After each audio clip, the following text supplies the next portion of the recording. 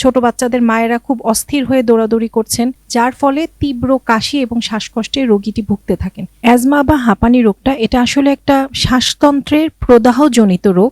আর যেটা হয় সাধারণত কোনো কোনো সময় কোনো অ্যালার্জির কারণে, কখনো কখনো ধুলাবালির কারণে, কখনো কখনো সাধারণ কোনো ফুসফুস ইনফেকশন, কোনো ভাইরাস বা ব্যাকটেরিয়া দিয়ে ইনফেকশন হবার ফলে ফুসফুসে যে প্রদাহ তৈরি হয়, যার ফলে তীব্র কাশি এবং শ্বাসকষ্টে রোগীটি ভুগতে থাকেন।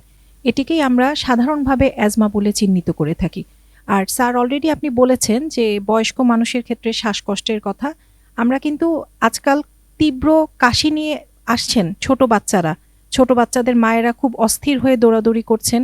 আবার কিছু বয়স্ক মানুষ বলছেন সারা রাত কাশির জন্য ঘুমাতে পারছি না, সেটাও পাচ্ছি। সুতরাং শ্বাসকষ্ট এবং কাশি যখন থাকবে তখন আমরা আসলে প্রথমেই অ্যাজমার কথাই চিন্তা করব।